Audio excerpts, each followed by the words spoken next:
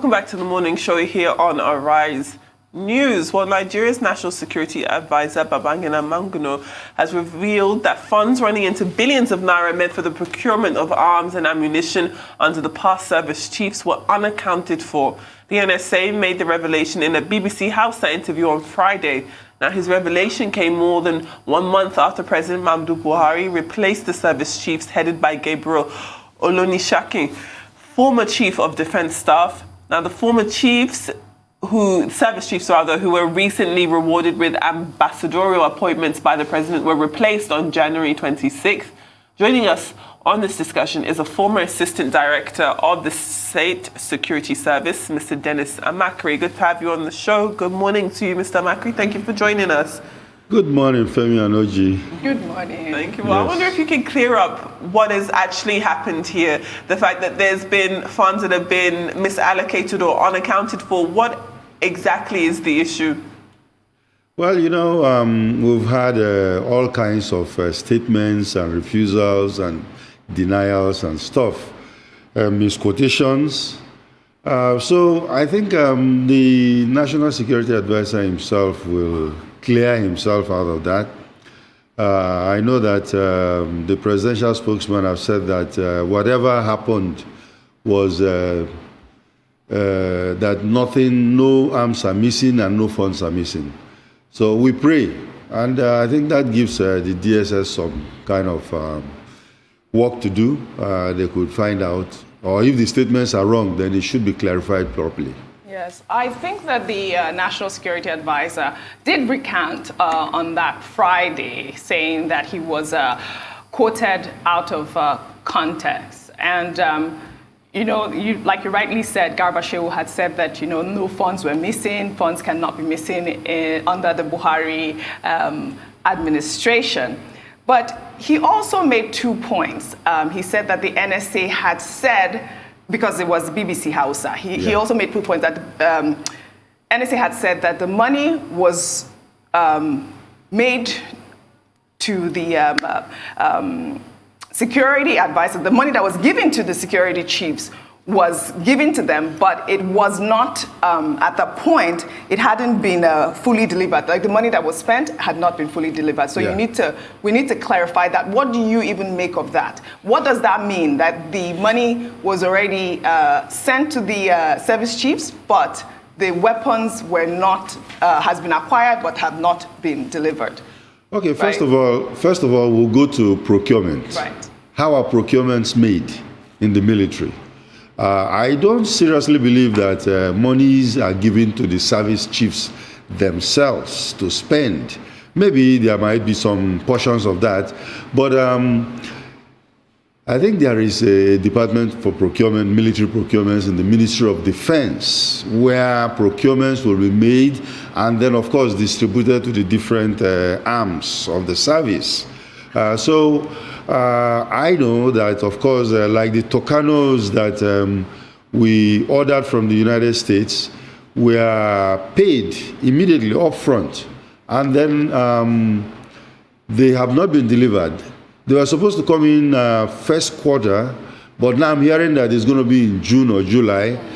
So what is the delay? Because these are the problems when expenses are made and they are not either backed up by funds, because there is a process in government where approval will be made for funds, but you need cash backing.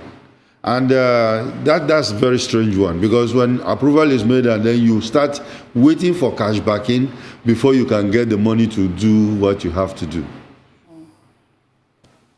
When we talk about mismanagement of funds or monies not being moved to where it is, it does seem to be a recurring theme when it comes to Nigeria. And the fact that this was happening towards the end of the tenure of the service chiefs that so many people had a problem with, felt as though when you look at the bigger picture and the fight that needs to be fought against insecurity in Nigeria for quite some time, there's been dissatisfaction with the service chiefs before they were replaced. Now we're hearing that there was some type of monies that may have been paid, may not have been paid, may not have gone to where it's supposed to have gone when it was supposed to have happened. So when you look at these new army chiefs coming in, security chiefs rather, do you think that they're inheriting another layer of skepticism from the people? Do you think that as it stands now, they're in a good position to change any type of negative press their predecessors may have had? I think you're very correct there. I hope that this does not impede the work of the new service chiefs. Because actually, when you look at it, in the last should I say, the last service 8 years of the service chiefs, there had been a lot of financial misappropriation. I know that there was a general who was even jailed and dismissed because of misappropriation of 400 million naira. So all these kinds of things, all this misappropriation, I hope will not affect, because with the problems that we're facing in the country right now, we need the service chiefs to be able to carry out their responsibility. And I hope also that the president has said that he's going to back them up, he's going to give them full support. And that support should be there to make sure that they take care of the problems that they are facing. You know, in 2018, the National Assembly had approved the request by President Buhari to withdraw $1 billion. I think you mentioned that earlier, yes, from the excess crude account for the purchase of these weapons to fight insurgency. That same year, the House of Reps resolved to investigate the finances of the Nigerian military, including how that $1 billion was spent. Now, we're hearing that the Senate will investigate alleged missing funds. I mean, it's been 2 years and we're still talking about investigating missing funds. I think that investigation should not be done by the Senate, because I don't think they have the resources to investigate things like that. It should be sent to the State Security Service to really look into what actually happened there. Because you see, these are things that border on national security. And we cannot continue to play around with them and make it an internal issue where after a while it fritters away and nobody's saying anything again. For 10 years we've been prosecuting this one. Billions of dollars have gone into this particular fight. We cannot, and the country is really bleeding out of what we are seeing today. So I think we have to have the resolve to nip these things in the bud and make sure that whoever has done things, including the judiciary, where they have to start looking at prosecuting certain things. Things are happening, people are getting away with it, people are kidnapping people, nobody is going to jail. I think this is the time we have to sit back and really look at it, of what's going on here.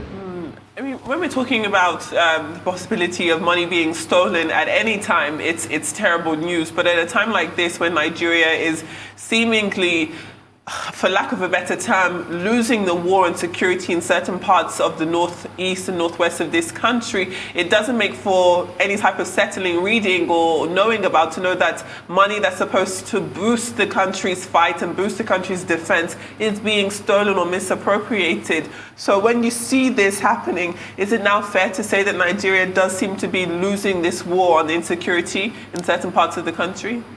Yeah, I think, the financial implications of it, where even kidnapping has become a very, very violent economy. I think it's a violent economy whereby, people are going in there.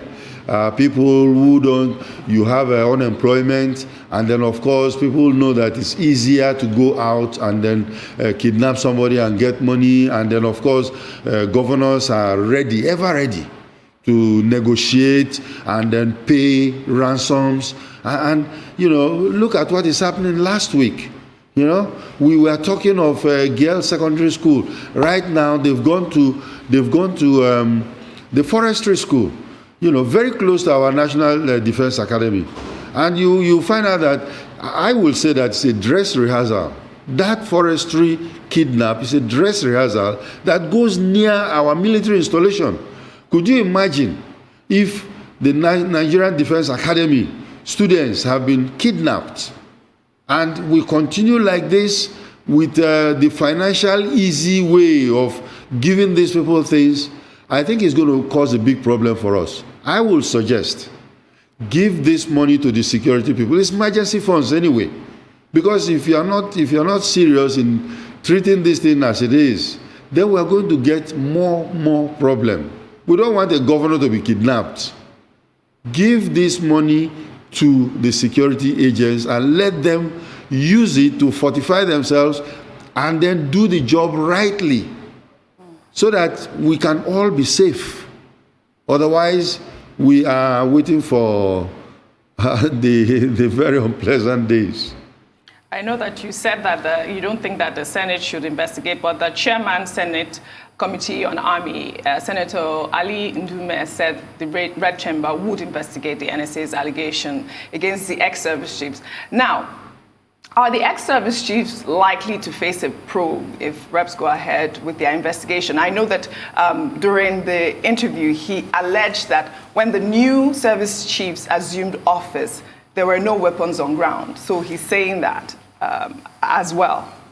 You mean there's no record of... There are no weapons on ground. So all the conversation is a bit back and forth, because I don't know what he meant by, he was quoted out of context, but still maintained that when the new service chiefs assumed office, there were no weapons on ground, even though Buhari had, That will be impossible. Right? That will be impossible, because how can you be fighting a war for 10 years and no weapons on ground? All the ones that have been procured, where are they? So there are weapons on ground. Maybe not enough, not sufficient. The amount that was adequate, yes. Accounted for, right? Yes. He is the chairman of the Armed Services Commission in the committee in the Senate. But I think there are arms on ground. They might not be adequate, or they might not be updated, because really there are new armaments that are supposed to be in use at this time. And a lot have been recommended to the security agencies where they can use new technology, and those technologies can be acquired, And of course, we also have, should I say, some kind of with cooperation with foreign countries. The United States Africa unit is also working on that, where they've offered that they could help us. And this is the time for us to do our diplomatic work and make sure that at least all these countries that are friendly with us are coming in to help us.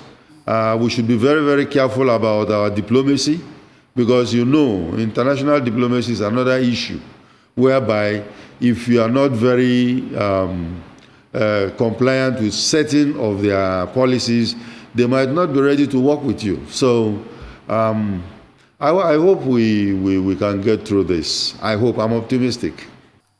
Last week, the House of Representatives, if we're to shift gears now, asked the federal government to hire foreign mercenaries to combat Boko Haram insurgents. We know this is not new, because the Jonathan administration had used a South African company, STEP, to combat the insurgents in the Northeast. But Buhari opposed this policy. He described it as disgraceful. Is it really disgraceful to hire mercenaries?